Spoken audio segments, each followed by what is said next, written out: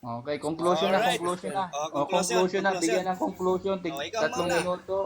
Ikaw O, muna. Sino na conclusion na, para magko-conclusion? matapos ang debating ito, Mm. conclusion na. O, mauna ka, Jonathan, mauna ka mag-conclusion. Akong nauna kanina, Sa'yo muna, dapat ikaw Scott. mauna ngayon. Ako mauna, Ikaw o, sige, muna 5 muna. minuto. O, bigyan ako Hindi, limang minuto umahaba na yun. conclusion. 2 minuto lang. Tatlo lang, grabe ka naman, 3 Minuto minutes, para okay kay na 3 Scott. minutes. 3 minuto, 3 minuto. Okay, salamat, ano. 3 minutes, 3 minutes. Okay, tandaan nyo kaibigan, ang mataas na antas ng katotohanan, yung ng basehan ng truth, ay yung katotohanan mismo, yung salita ng Diyos, ang Biblia. Hindi ang history. Kasi yung history, pwede man niyang dayahin ng history.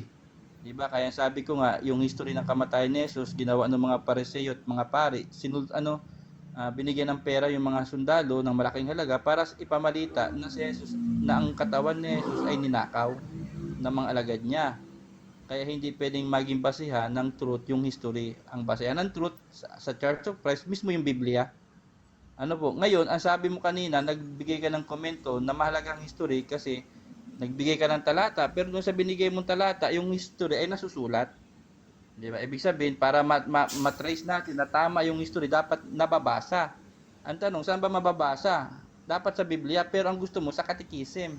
Paano mo gagamitin basehan ng history ang Catechism kung ang history ng kasaysayan ng mga apostol ay wala sa Catechism, kundi nasa New Testament na nasa Biblia? At tinanong kita, kung ang history ay truth, dapat nababasa, meron bang mababasa na iniuutos na gawa ng rebulto si Maria at yung rebulto niya dasalan ng mga tao, ng mga alagad? Wala kang mahanap, di ba? Wala kang mahanap. Gusto mo sa katekismo. Alam mo naman na ang truth ay history. Sabi mo, bakit kung gusto mo ng truth na history, bakit pupunta ka sa catechism? Na naisulat lang yata mga parang wala pang 50 taon, 100 years. Samantalang ang Bible ay 2,000 taon na. Ayaw mong paniwalaan. Doon ka pupunta sa bagong-bago meron naman history na original na papasok doon sa qualification. 'Di ba? Ngayon tanong kita kanina sa isang simpleng tanong lang kung talagang inuutos ng Diyos na magpagawa ng mga rebulto ng mga banal, bakit ang mga Israelita ni isang rebulto ng mga banal na tao sa panahon nila wala sila kahit isa? Rebulto ni Eliseo, ni Elias, ni Moises, ni Abraham, wala ni isa. Ibig sabihin, bawal. Kaya yung ginagawa niyong paggagawa ng rebulto ng mga banal, gawain niyo ng mga hintil. Kaya nga paganismo nagsama ang paganismo sa Roma. Kaya tinatawag ba kayo Roman Catholic Church kasi hindi naman kayo nagsimula sa Jerusalem, yung grupo nyo, kundi nagsimula sa Roma. Diba Roma nga Diba Roma? At ang Roma ay sentro ng paganismo. Nag-mix, kaya nagkaroon kayo ng mga leader na hindi na maka-Diyos, kundi hinayaan nila na gumawa ng mga rebulto ng mga banal at dasalan. Diba? Anong Kaya content po ito? hindi mo pwedeng gawin ba siya ng history na kayo ay nakatrace? Paano kung humiwalay kayo doon sa tunay na aral? Kayo pa ba kayang iligtas ng history? Hindi. Kung ang diablo nga, sabi ko, nakatrace mismo sa langit, nakikilala mismo ang langit, hindi naligtas, itinapon sa impyerno, kayo pa kaya na tumalikod sa tamang aral ng Biblia? Tandaan nyo, sa Church of Christ, mahalagang truth. Kahit wala kang historical trace doon sa original church, pero ang grupo niya nagtuturo ng katotohanan, kayo ang tunay na iglesia ng Diyos o iglesia ni Kristo. Kaya ang tanong, yung bang group nyo ay nagtuturo ng katotohanan? Kung oo, base sa Biblia, may salvation kayo. Kayo ang true church. Pero May kung tanong po ako. taliwas, hindi kayo ang true church. Time na, crisis condition.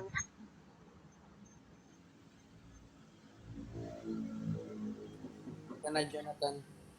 Bigyan ng 3 minuto si Jonathan pag-conclusion niya. Alright. Ako na. Alright. Salamat. Alright. Umpisa na ba? Umpisa na yung ano ko. Alright. So, sabi ni, sige, umpisa na ko Sa Biblia, ang history ay gabay. Sabi niya kanina ni Crisis God, "Uy, Crisis God, natuto ka naman. Hindi mo pwede walain ng history. Yan ay gabay sa ating pananampalatayang Kristiyano." Ano sa ating mababasa yan? Sa Romans 15 verse 4. "For whatever was written in former days was written for our instruction, that through in endurance, in the encouragement of the Scripture, we might have hope." Ang nakasulat sa nakaraan ay ginawa ng Diyos para sa instruction at guidance. Hindi ito tinatawag na arbitrary. Hindi pwedeng baguhin o idaya ng basta-basta. Ayon sa 1 Corinthians 10 verse 11.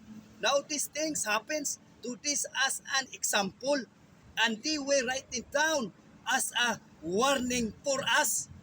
Ang history ay talaan ng aral. Pwede tayong matuto sa tama at mali ang nakaraan. So ang tinitingnan mo sigurong history ay fake news. Dapat doon ka sa history na legit. Christ is God. Bakit hindi pwedeng dayain ang history? Sabi mo kayo na pwede dayain. Mali. Objective records ng Diyos yan. Ang nakasulat sa Biblia ay kasaysayan. Christ is God.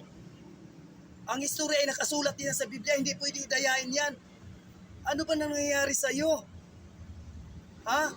Objective records ng Diyos yan, nakasulat sa Biblia at kasaysayan ng simbahan at katotohanan na hindi pwede baguhin. Kung dadayain ang history, mawawala ang guidance. Ang history ay parang roadmap. Sinasabi ko na sa inyo kanina yan. Kung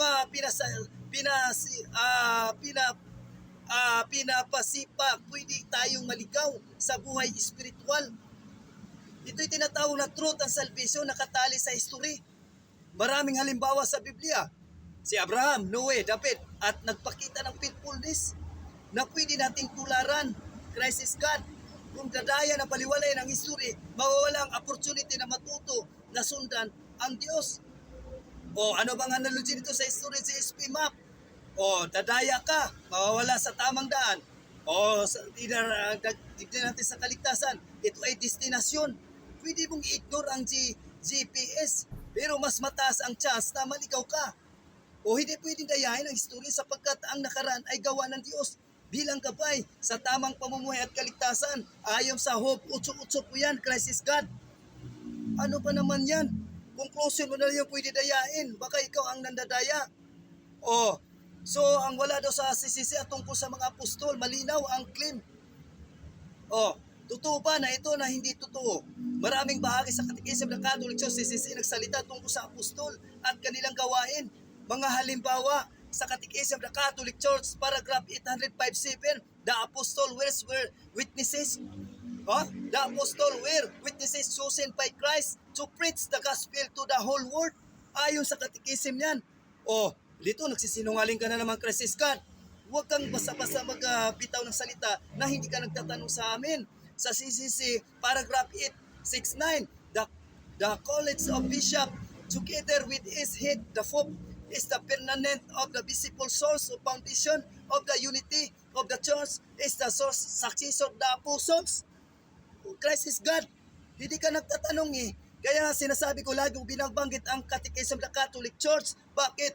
Para bang mga attorney, ito ay tinatawag konstitusyon sa ating Pilipinas. Lahat ng attorney ay may kanya-kanyang opinion. Lahat buong attorney. Pero pagdating sa Supreme Court, lahat ay luluhod. Lahat ay gagalang kapag ang Supreme Court na ang magdesisyon. Ganon din ang Catechism of the Catholic Church. Lahat ng Santo Papa ay may kanya-kanyang opinion. Kapag ang CCC ang nagsalita, ang simbahan ay lahat ay gagalang dito. Christ is God, hindi mo maalam yan. O, pinag-usapan ng misyon ng authority ng mga apostol ay pinasa kay Pedro at sa mga apostolic successors. Ayon po yan sa Catechism ng Catholic Church, paragraph 767 hanggang sa 768. O bakit mahalaga ang apostol sa Catechism? They are witnesses of Christ. Christ is God. The apostles ang unang nagpatutuo sa buhay, katamatayan at muling pagkabuhay ni Jesus. Foundation of the Christ, Matthew 16 verse 18. You are the Peter, on this rock I will build my church. CCC 816. Ang simbahan ay itinayo sa apostolic foundation. Di mo ba alam yan? Christ is God. O, transmission of faith. The apostolic succession ay daan para maipasa ang tamang doktrina at kaligtasan sa buong simbahan. Hindi totoo na wala si CCC tungkol sa mga apostol. Maraming talata sa Catechism at tumatalakay sa kanilang gawain, misyon, o kahalagaan bilang pundasyon ng simbahan. O ano pa, saan daw mababasa sa panalagawa ng repulto? Ay, wala na akong time pala. Sayang. O, salamat. Ayan, may mga Alright, wala na akong boses wala na akong boses. Salamat So, po, ngayon, brother Juan. once again, magpasalamat para i-close natin yung ano, Okay, So, moderator, una ako magpasalamat kasi wala na akong boses, no? Maraming salamat, Karsis Scott. So, bukas, akyat siguro ako kung may boses pa ako sa lahat ng download. No, salamat sa inyo. At Karsis Scott, hanggang ngayon, di mo pa inamin kung sino founder nyo. Ibig sabihin, sulpot lang kayo, no? So, maraming salamat at God bless. O, si Karsis Scott naman para sa kanyang closing. Basta salamat. Sige, salamat Words. Salamat Brother Jonathan sa mga nakikinig. Ano po, ako po ay si Christ God Defender, kaanin po ng Church of Christ.